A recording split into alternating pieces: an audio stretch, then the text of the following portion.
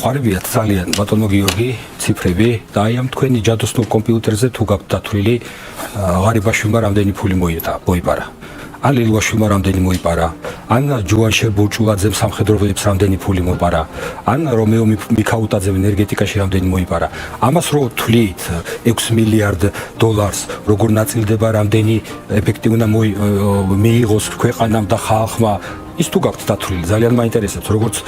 კარგ კალკულაციის ცოდნას და პროფესიონალ ეკონომისტს და რახან ესე ძალიან გიყვართ ციფრები თქვენ თუ იცით რომ ყოველწლიურად საქართველოსდან 121-125,000 კაცი გაედინება თქვენ თუ იცით რომ საქართველოში 39,000 ბავშვი დაიბადა გასულ წელს და 44,000 გარდაიცვალა და ამას დაემატა ის რომ 21,000 კიდე გავიდა ქვეყნიდან თქვენ თუ იცით ის რომ ბიუჯეტი რო იზრდება ყოველწლიურად საქართველოში მილიარდობით რითაც ხელისუფლება ტრაბახობს ერთი ლარი არ დაემატა აი ამ დემოგრაფიულ პრობლემებს რა დღეს საქართველოში დგას რომელიც რეალურად ერი არათუ დაბერების არამედ გადაბერების წინაშე დგას და თქვენ თუ იცნობთ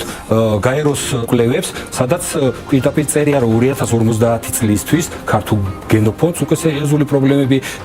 ექნება თქვენ თუ გაქვთ დათვლილი რომ ქართული ბიუჯეტი საქართველოს ბიუჯეტი მილიარდობით რო იზრდება თუმცა შესაძლებელია მად ჩინოვნიკების ხელფასების მატებასთან ერთად და კომფორტული სამუშაო კაბინეტების და გარემოს და ავტომანქანებისთან ერთად პენსიების გაიზარდოს, სოციალური შემწეობების გაიზარდოს. გააქვთ ეს ყველაფერი დათვლილი? აი ამაზე ისაუბრეთ რა.